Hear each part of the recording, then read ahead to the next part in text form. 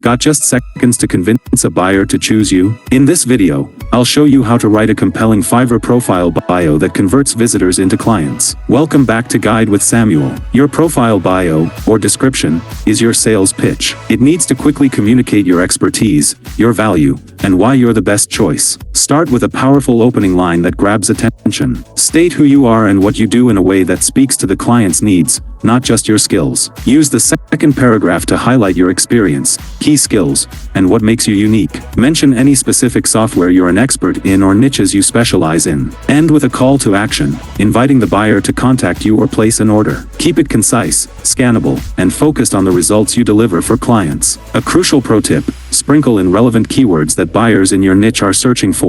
But always write for a human first. Make it engaging and easy to read. A wall of text or overstuffed keywords will turn buyers away. And just like that, you've crafted a bio that sells even when you're asleep. A strong profile bio is your most important marketing asset on Fiverr. What's the key message in your Fiverr bio? Share it in the comments. To show proof of your skills, subscribe for our next video on how to add portfolio items on Fiverr. Thanks for watching.